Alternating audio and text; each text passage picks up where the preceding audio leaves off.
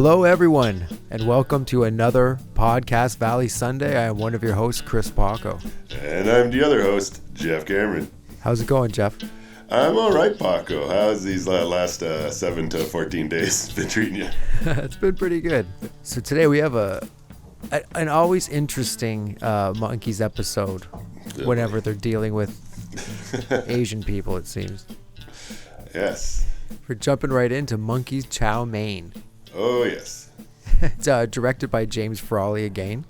Written Jimmy. by Gerald Gardner and D. Caruso. Mm-hmm. No one else, just the two of them this time, so they didn't need no help. So originally aired March 13th, 1967. I read somewhere that was Chinese New Year as well. That day. Oh, really? Yeah. So why not just offend them on their New Year's, I guess? So it opens up in a Chinese restaurant, and the boys are eating, and Peter's putting egg rolls into a doggy bag. He has that huge doggy bag. He's just filling with food. I noticed that they didn't come up with a clever name for the restaurant. Usually we got things like the Vincent Van Gogh and what have you, but this is simply, let me check for notes, the China Boy Club. Yeah. So Davy says he likes this place because it's far from all the cares in the world. And then we follow a waiter into the back room, and everything gets awkward really fast. Like, as soon as we go back there.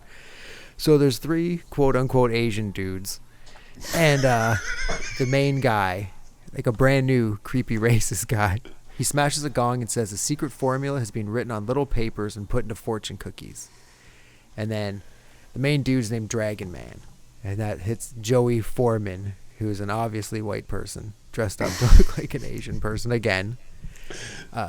He says that the people eating there have no idea that they're foreign spies and that they're giving them the formula to Asian masters. So there's like all these dudes in the restaurant with like sunglasses on, and they get the right fortune cookies that have the code on it, essentially.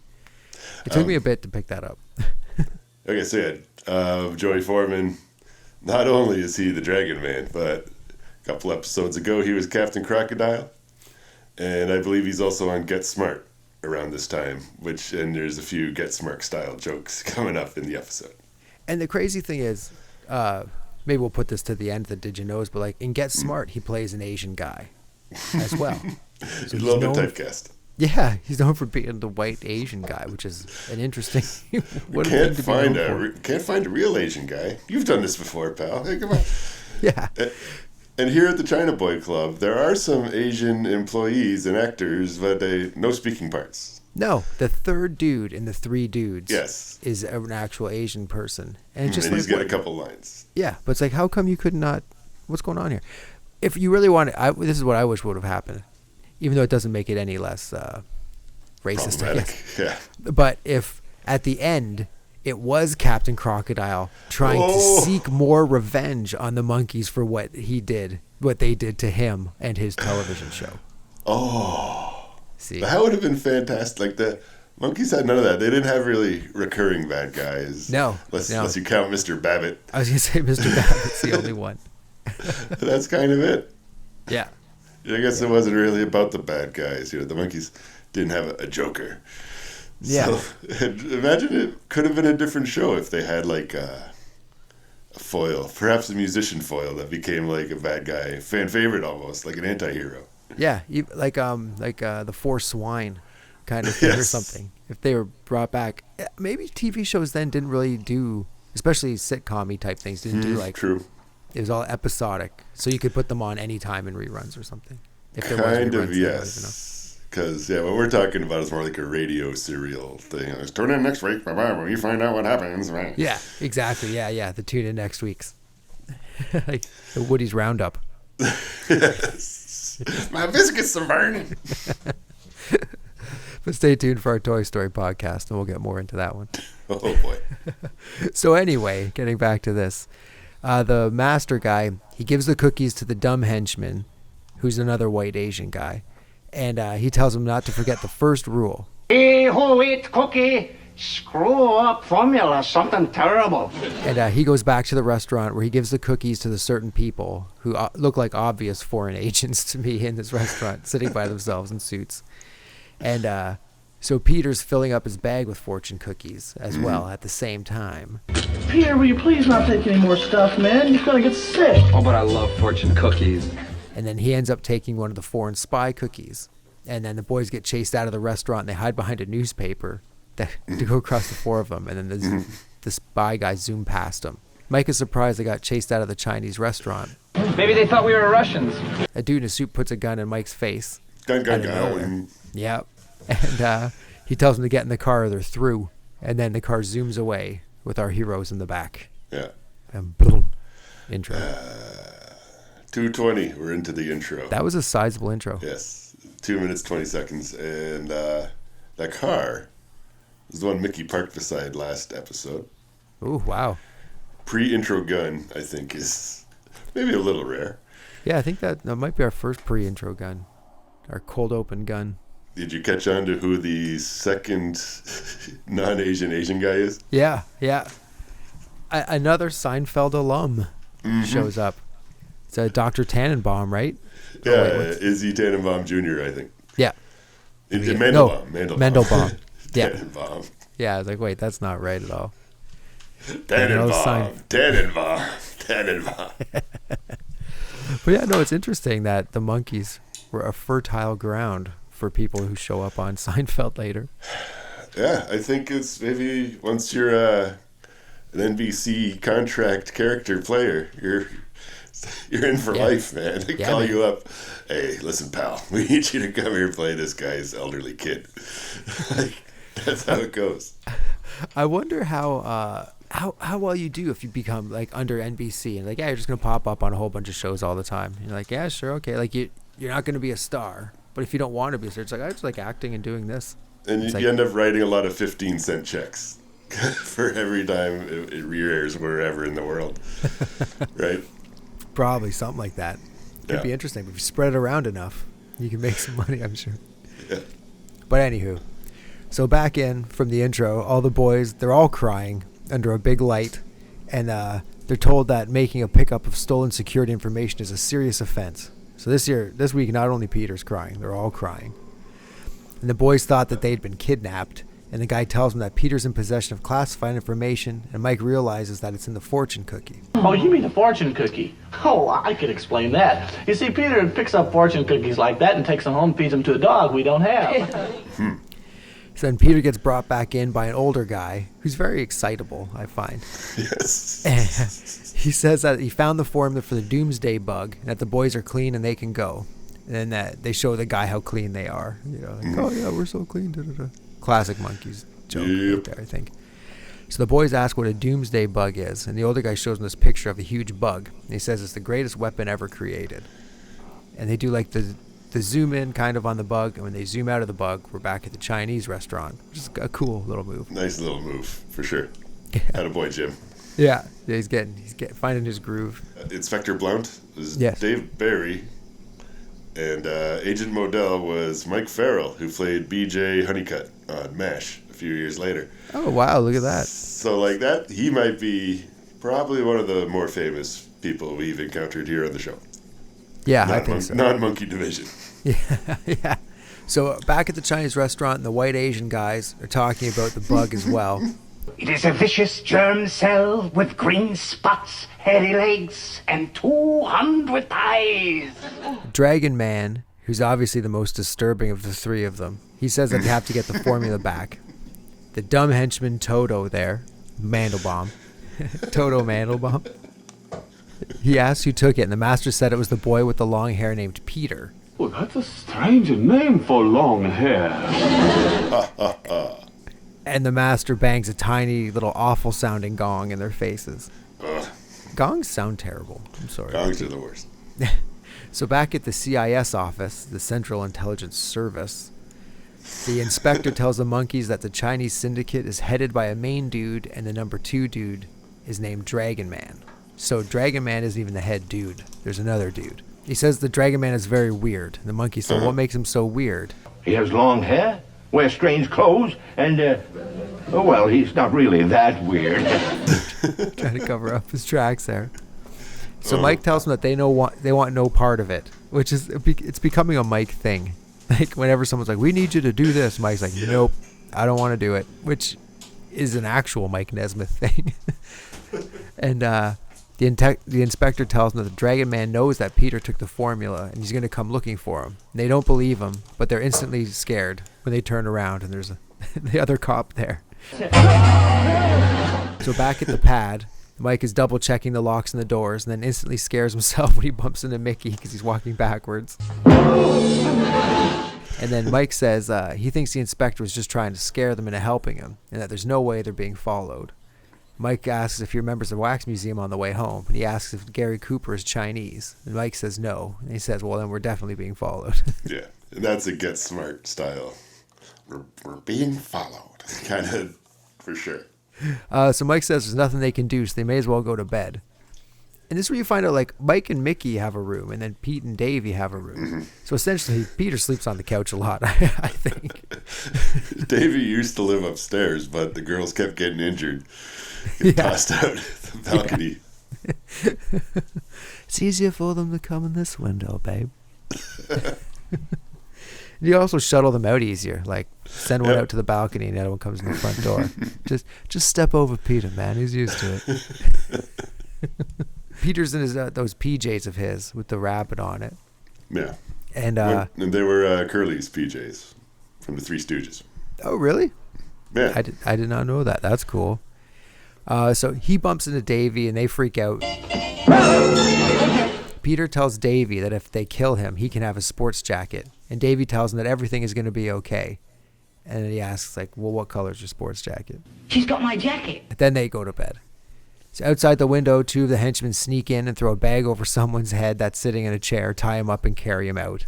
Mm-hmm. And then get back to the restaurant. They got the dude in the chair with the bag over his head. They whip off the bag, and it's Mr. Schneider, the puppet. And then he's talking and doing Schneidery things. It is better to have loved and lost than to have never loved at all. So back at the pad, this is a lot of back and forth when they're doing this thing. Yes. Back at the pad, Mickey says he needs to get something for his stomach because it's upset. Then he gets downstairs, and one of the henchmen throws a bag over his head and then hits him with a mallet. Like, Schneider got off easy. Mickey gets hit in the head with a mallet. So they take him back to the restaurant. The Dragon Man tells Toto Mandelbaum that he better have gotten it right this time. They pull off the hood and they see that it's Mickey. Dragon Man's super pissed and bangs on the tiny gong again. And Toto says that it's not his fault. Forgive me, master, but all Americans look alike to me. That's like almost like, we know we're doing something terrible, but look, here's something about us. See, this is funny. So back at the CIS headquarters, Peter's telling the head honcho dude that it's all his fault and they have to do something fast. The inspector tells him it's not about speed, but about secrecy. Utter secrecy. Secrecy. What are you doing? Uttering secrecy. Inspector's not impressed with that. He gets a call and says that the bad guys kidnapped one of the boys but got the wrong one. And the piece of information they want is safe, and he's trying to figure out what to do next, and he hangs up. Then Mike asks who it was. I don't know. This is after all the secrecy talk. It's funny the way he says it, too. I don't know. I don't know. So Davy asks if he's safe in there, and the inspector tells him that they're in a safe house, and the enemy has no idea they're there. And then this is like weird. That little Asian kid, little Chinese kid comes in, asks if they want their shoes shined, and say no. And he's like, want to take a picture? And they all smile and do that pose. He takes their picture. And the boy leaves, and the inspector says, go home. Just leave it to us. Have faith in the CIS. So at the restaurant, the bad guys are torturing Mickey. And there's a funny exchange between the Dragon Man and Toto, where Dragon Man is trying to tell Toto to find the monkey, get the cookie, and bring the monkey and the cookie to me. Yeah. And it goes on for a while. It's kind of fun. I want you to find the monkey, get the cookie, bring the monkey and the cookie to me. Repeat, please. I find the cookie, I bring the monkey. No. You find the cookie, get the monkey, then cook the cookie. Quiet, please. Based on turkey. It's almost like when he said that, it was like the actors saying that. Like, what am I doing? You try the turkey, baste the turkey, baste the turkey? They kind of definitely seem like they kind of ad-libbed a bunch of that. Yeah, that's right. You know what I would love if that was word for word the script. You got Caruso on the side. It says base the turkey.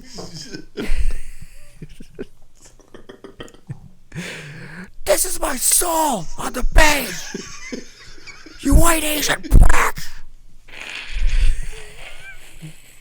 That's when they gotta bring in Evans. Hey Evans, you gotta come in. Caruso's losing his mind.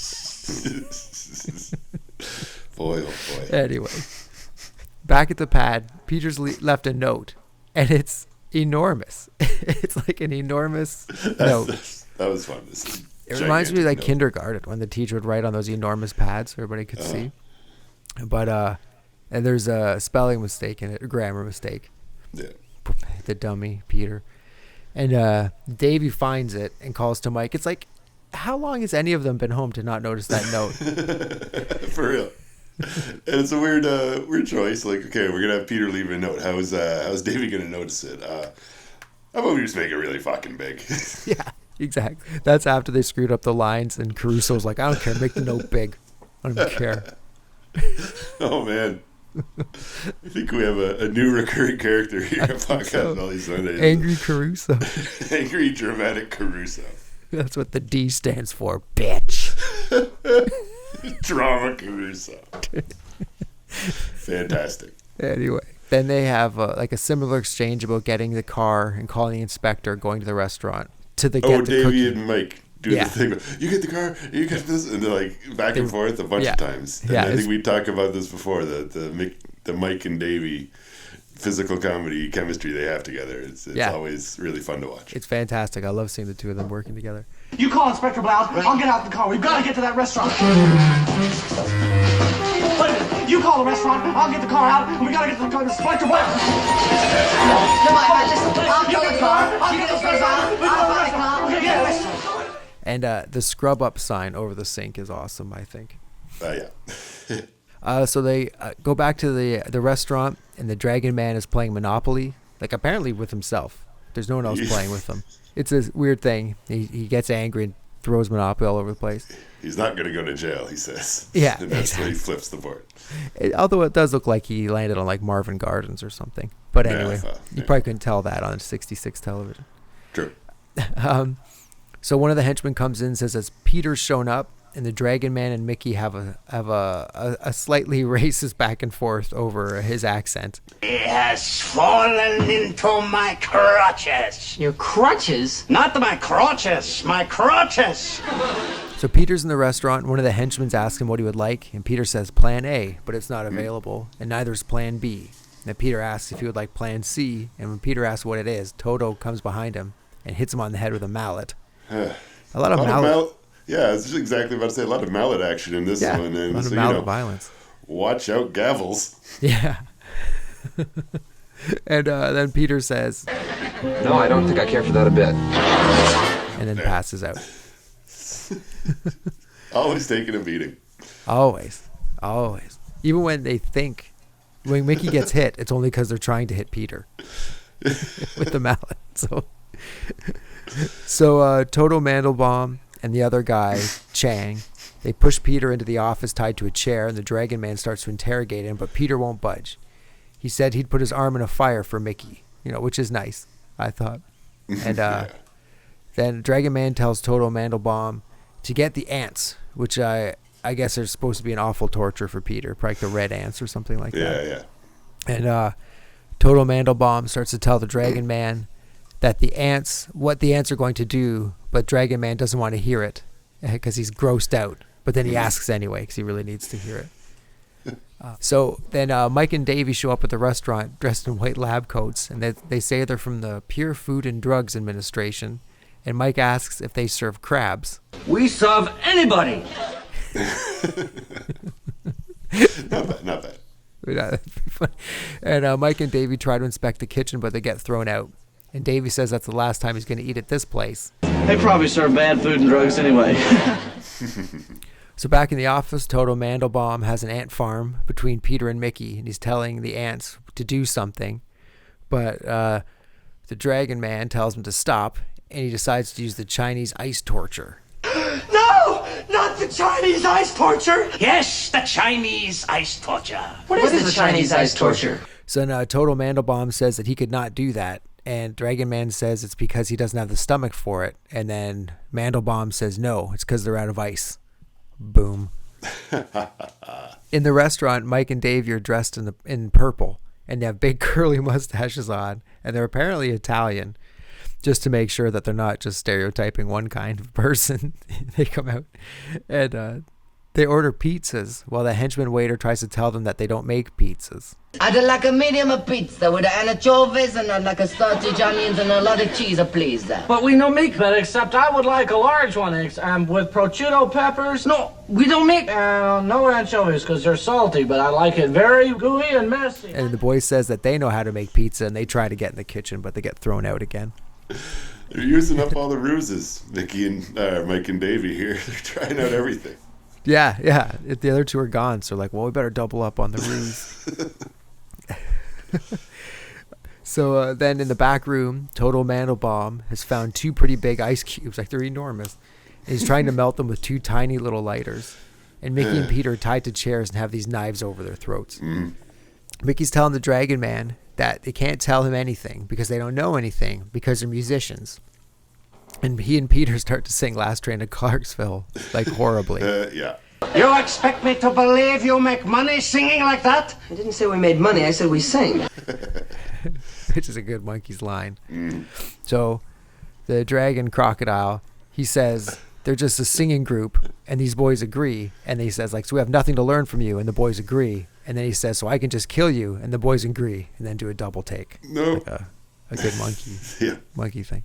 So Mike and Dave are still dressed as the Italians, and they say like, This looks like a job for... and then they run into the phone booth, and then they come out in the costumes. Monkee Men! And I like the awesome. Clark Kent glasses with the Monkee Men outfit is a nice touch. Yeah, They don't normally have big glasses, so they put them on when they have the superhero suit on. Like the reverse Clark Kent Superman thing. It's a nice touch. Yeah, I think that one was pretty smart. I wonder who. I bet it was Caruso. He fought for that one. Maybe. Frawley's like, but why would they have glasses when they're superheroes? So no one can recognize them. It's called subversion, Jim. Watch Truffaut once in a while. Wonderful. Ooh, I'm enjoying this Caruso character. So then they try to fly away, but then Mike tells them the restaurant's only a block away, and Davey's shocked by that. And like they just left it. They just left the restaurant. The glasses don't make Davey smarter. No. Yeah. So then they decide to walk. At least this time the Monkee Men isn't just for transportation like it was last time. Imagine they just walk there, then put on the Italian suits and go in again. So in the back room, Mickey asks the Dragon Crocodile Man before he kills them to tell them who the number 1 guy is. And it turns out that it's the Dragon Man. Which is kind of dumb. Like why the weird ruse? Were they thinking like this is going to be like Sixth Sense kind of twist coming up here. When people find out the Dragon Man is the head guy, it's going to blow their mind. Well, it takes some of the heat off the Dragon Man. Yeah, true. I guess that could be it. But it's weird to build up. There's a number 1 guy, but this is the number 2 guy. And fucking Dragon Man was Kaiser Sose the whole time. Exactly.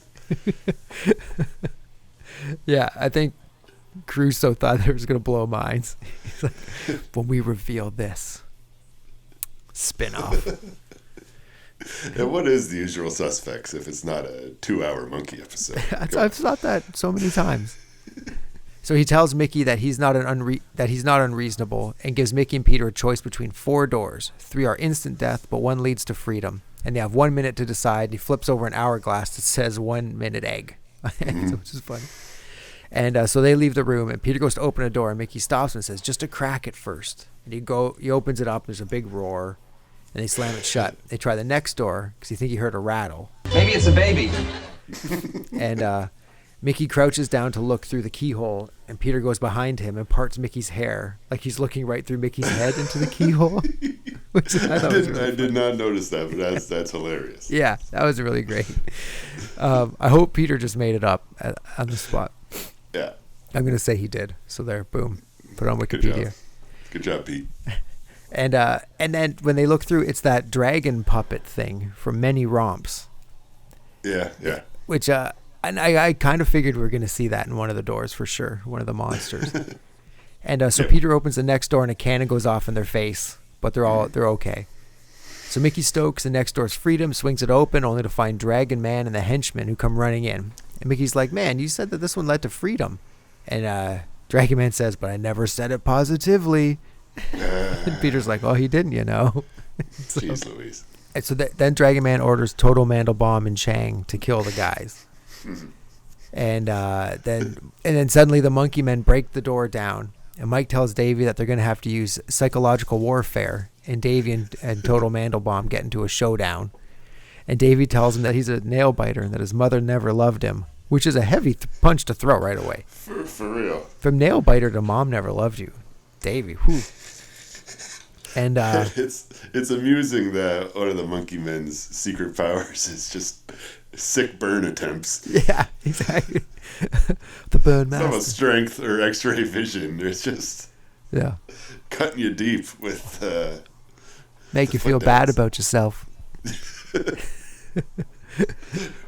Those little. Who let George Harrison in? I was say as little George Harrison showed up. Sorry. Little George Harrison. Hey everybody, I'm little George Harrison. George, you're like 3 apples high. Good to see you, buddy. I play the ukulele because I'm so little. But I'm a sick burn artist. Oh, wonderful. Well, thanks for stopping by, George. We'll see you next time. All right, see you when we do Monkee Mother. Bye. Toodles. So Total Mandelbaum tells Davy that he's too short and has no ear for music, and Davy crumbles, and Mike has to step in. Oh. I think that hit close to home for little Davy Jones. Yeah, that's his 2 Achilles heels. Maybe the music one more than the short. He can laugh at the short one, but the music one. So Mike tells Total Mandelbaum that he's an ugly person and that nobody likes him. Ooh. And Dragon Man tells him to stop and orders Total Mandelbaum to take back the formula for the Doomsday Bug. And then Mike says, I have the bug right here. And he pretends he's holding it, or maybe he really is holding it. He says he's really holding it. Yeah, and everybody starts getting really scared. Dragon Man says that he's just trying to trick them, and Mike protests and says that he has it. And then Davy flicks the bug at the henchmen, and everybody freaks out. And the boys try to leave, but another dude shows up in the doorway with a gun, and then they freak out. Which leads to Monkees Romp number 1, your Auntie Griselda. Which is Auntie Griselda? Yours. Your very own Auntie Griselda. And this has shown up in a couple romps recently. Mm-hmm. Auntie Griselda. It's very romp-friendly. Very much. Kind of doing. Yeah, it definitely is. So the boys and the henchmen, they go out, in and out of doors. And they cut it up like they're going in and out of the same door. And a gorilla shows up. There's a lot of fighting, like tons of fighting going on in this romp. Yes. Mickey's throwing boxes at people, and the boys give the henchmen chickens. That's a neat little part there. After I think Mike comes out with them and they're all buddy and shakes their hands and stuff. Then the rest of the guys bring him a bunch of chickens. Yeah. Like they're just running out of stuff to do, reacting to doing this, running through the doors. There's probably Dave who's like, can we get some beds in here? Yeah. Let's put some beds through these doors with us. Yeah. And then other birds show up, and there's a bunch of girls getting chased around. Because when you ask for the birds, they got the chickens. Like, what? No, man. Not that. I meant birds, not birds. So yeah, when there's only 3 girls though, when the girls show up. And so when the boys are carrying the girls, it's only Peter, Mickey, and Mike. And then Davy's being carried by the gorilla because a gorilla showed up, of course. Mike's smashing the gong, and it makes the bad guys all stupid. And they're all like, duh. And then because of that, the CIS shows up, and it's getting with them as well. And they all get messed up, but then they make the arrests. I came as fast as I could. Yeah, how did you get here? By ox cart? No, I came by... So yeah, then that's the romp. So we come back and the boys sit down to eat. And Mike says, I never realized you could get so hungry saving your country. I come from England and I'm hungry. Peter opens up his fortune cookie and reads it out loud and says he has to make contact with a tall man wearing a carnation on the corner of Spring and Elm. And the boys all wrap up Peter and pull him out of there because he got one of the fortune cookie codes. And so that is the monkey chow mein. That's one where it just feels like, well, I guess this is the ending. Yeah. Just put the song in. Joke. Maybe bookend it with another fortune cookie thing. Like, here we go again. And zoom, off we go. Yeah, they always have to end with a punchy little joke, and then they're out. Yep. This feels like a weird episode to say, I really like this episode because it is so problematic racially with how Asian people are represented, I guess. But I do like the way the episode plays out and kind of like when the Monkees get split up and there's two guys sometimes, not all the time, but it's fun to see how they work, and it's fun to cut between things because oftentimes it's these guys here and that's what we're watching. It's true. And it really it's a very balanced episode as far as the boys are concerned. Yeah. They each seem to have a similar amount of laugh lines and stuff to do. Yeah, it's centered around Peter and his shenanigans at the beginning. That gets the ball rolling, but then they each have their own thing to do. Yeah, it's really cool that way. And I've said this again, I'll probably say this until season 2, but you can feel season 2 coming. You can feel the pull of season 2. Yeah. And how it's getting set up and how the romps. Now there's very little, if any, stock footage in romps anymore. It's true. They're all wrapped into what they're doing, and we don't see them on the unicycles or getting pushed in a bed. It's true. Or things like that. And they have more performance stuff now too. Yeah, and also you can see their hair's longer because they had the break for Christmas between filming. So this was the first episode shot in '67. Oh, okay. And so you can kind of see their hair's a bit longer, and they're starting to find their thing. And it's pretty cool. They're starting to get their signature looks. How'd you feel? Some of this, there's some stretches of it where it feels long. Like when they're talking about the knife torture thing. He's explaining the ice torture thing and blah, blah, blah. And here it is. And it's kind of set up. And it kind of drags out to the point where there's only one song in this episode, and it's Anti-Griselda. So it's not a super duper music-y good. And there's very little band activity, I suppose you could say. Yeah, there's no performance even during Anti-Griselda. Like, you never see them play Anti-Griselda. No, nobody touches a guitar in this episode. Yeah, exactly. It's more of a superhero episode with the Monkee Men. Yep. So guns this episode. Yep. When the boys are taken by the CIS, and then when the boys try to escape the Chinese restaurant, we get some guns. And at the end, where Inspector Blount is telling him about a guy who's fast, he's got his gun out, talking to the guys. He's still talking. He's waving his gun around. Bad guys are at the door, but he's still got his face out. That's how it is. You got to maintain discipline at all times. Highlight of the show for me, Mike and Davy's Italians ordering the pizza. I think that was really funny. I just love when they're together. But yourself? Similarly, I like it when they do the Monkee Men and the glasses. And it's just the only time Mike wears the Monkee Men suit. It might be. Oh, it's maybe. Never all four of them. Sometimes it's three of them. Sometimes just a couple of them. But I know Mike's not in it very often. I know they do it once when he's not there in the episode at all. Huh. And so I think this might be. Well, keep an eye out for it, obviously, because we're doing this. Yeah. But so far, that's one Monkee Man suit for Mike. Interesting. I never realized all four of them were never together as Monkee Men. Mm-hmm. Huh. A Monkey's Ruse, several unsuccessful ruses by Mike and Davy. Yeah. So I don't know if they've ever gone a full episode with an unsuccessful ruse, but here it is. Fourth wall break. There was one. It's very subtle. When Peter says he'd put his arm in the fire for Mickey, and the Dragon Man says that's very specialized work. Peter kind of looks at the camera and gives like a what? And I think that's the only one. I think you're right. Best musical moments, obviously, your Anti-Griselda, because it's the only musical moment. No, what about when the Mickey and Peter Clarksville. singing Clarksville very poorly? It's a toe tapper. To the last train to Clarksville, and I'll meet you. The ice is melting, the ice is getting sharper, the rope is getting lower, the beach went north. Classic Monkees moment. There's a don't do that. What wouldn't fly in 2020? what would really in this episode. So here's the question. We might have brought this up in the last one too, but like, was there like a shortage of Asian actors or something like that? Like, I don't know if it's a SAG thing back then or what. Yeah, I mean, it was the just little, left over. The little shoeshine boy got a line. Yeah, so, yeah, know, exactly. Man. And like, I don't know. You had Chang right there, and all the could they just not act well? But George Takei was out. Bring him in. Did you know section? We talked about Joey Foreman. There was Captain Crocodile, and he was all guess smart. His character was named Harry Who, and but from what I read, it wasn't as stereotypy as Dragon Man was, apparently. But few things are. Yeah.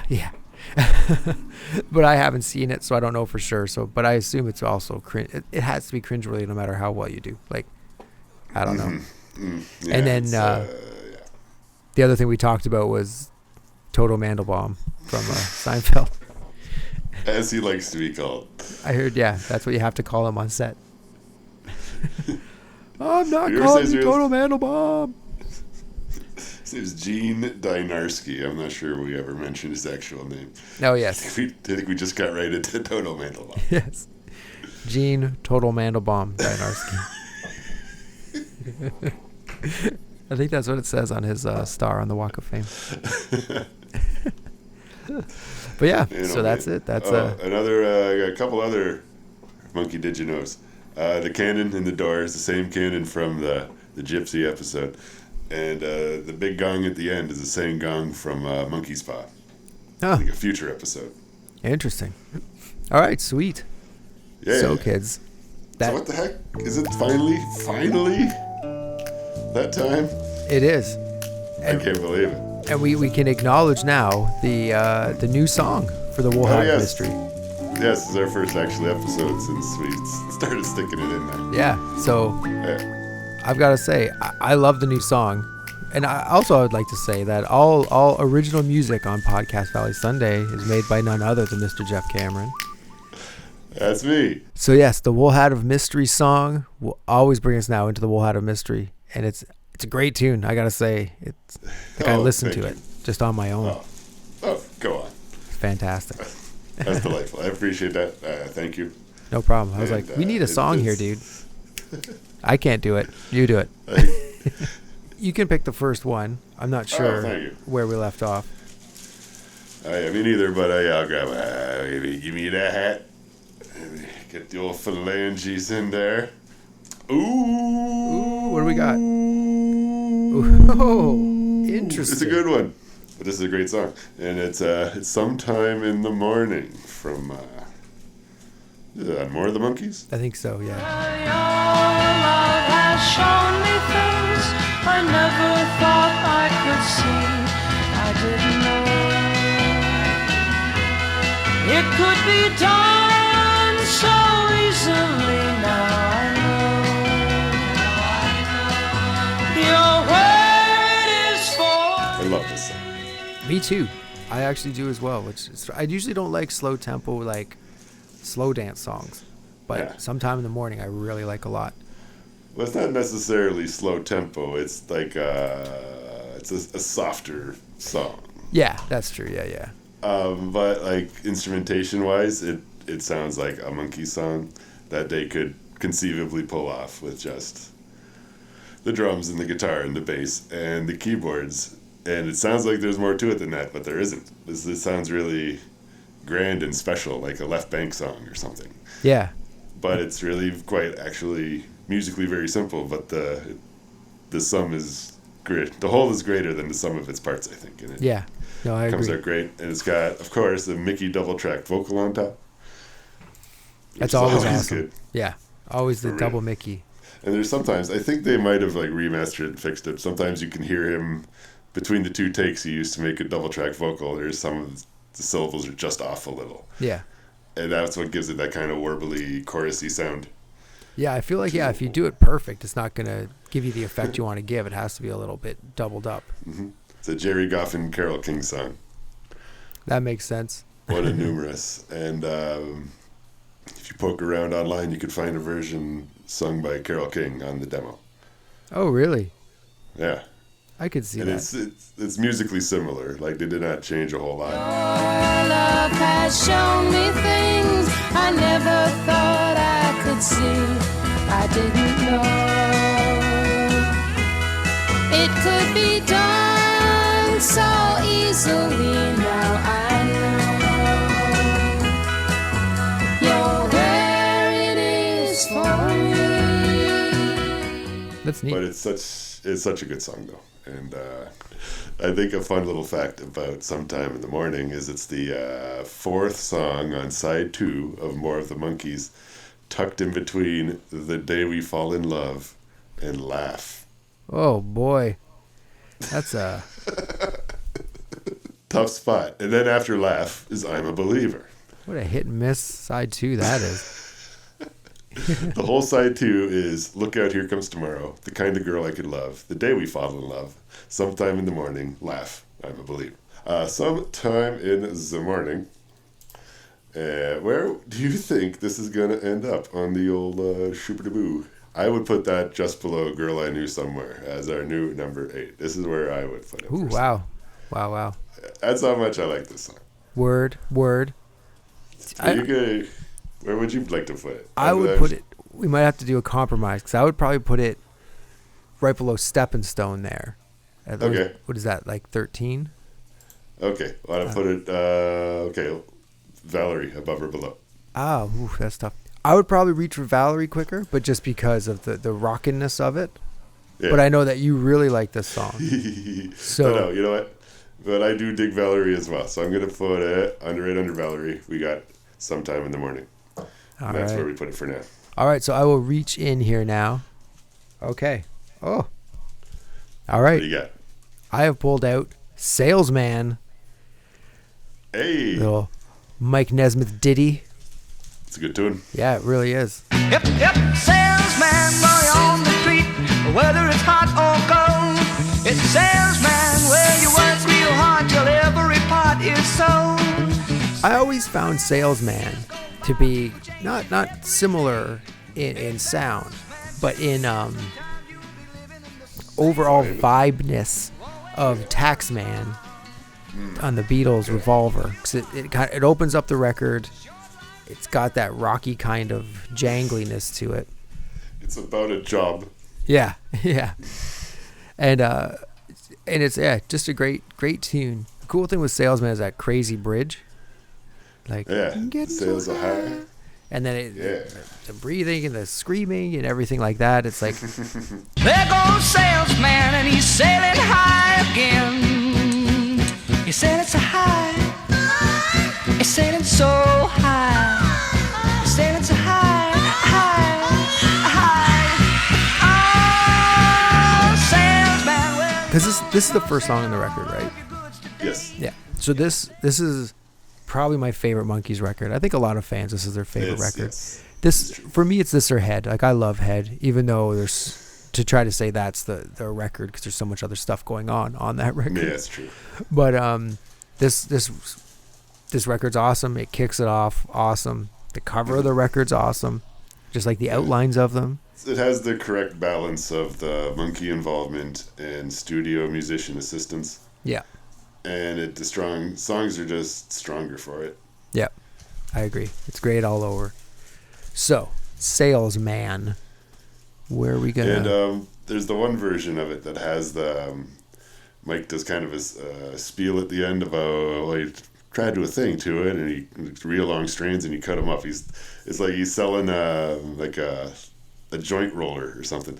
Well, I tried the one that you put it in and you have to do it manually. But I like the one that you just plug it in and it does it all by itself. Real long strand and you cut them up. It's easier to do it that way because...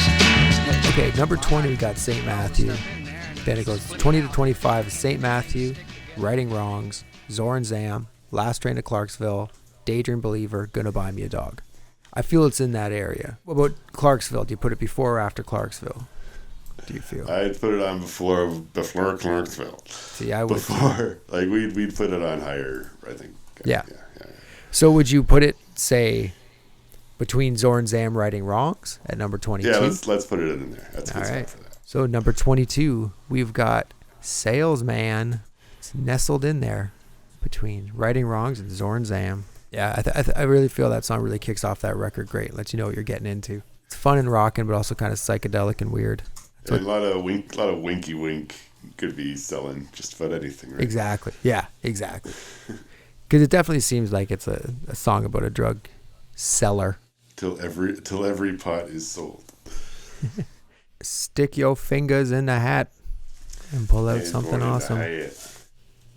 It's nice to be with you. Ooh. Please never go away. Say you're going to stay and make my dreams come true. It's nice to be with you. It's non-album single. It's the B-side to D.W. Washburn. It's a true fact. This was their first single, their first 45 they put out without the support of the show. And it was this turd.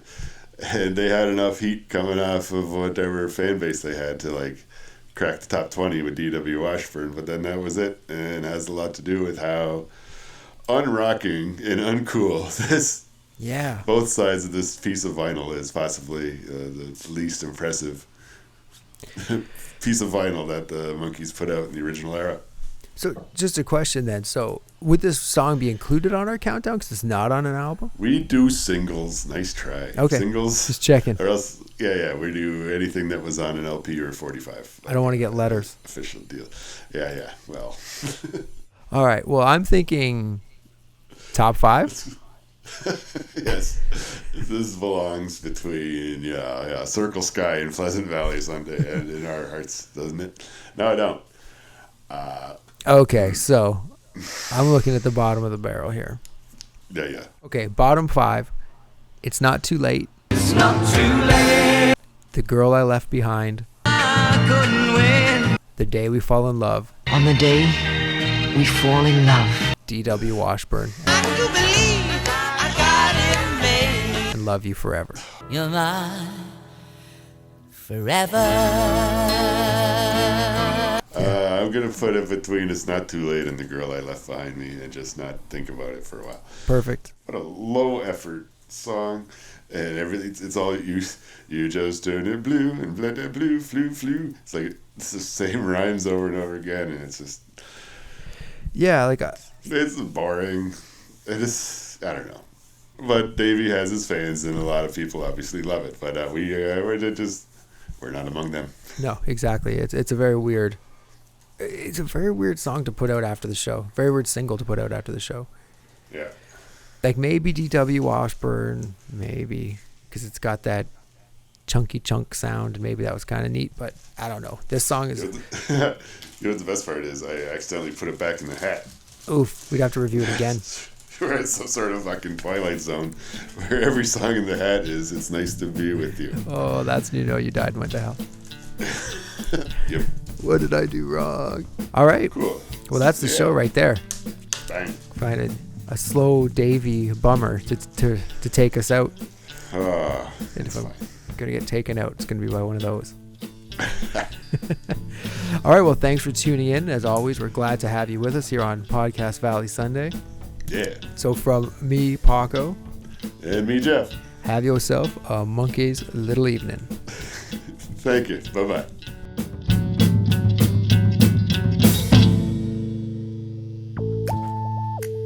Hey Monkees fans! With everything going on with social distancing, Podcast Valley Sunday will be on every 2 weeks.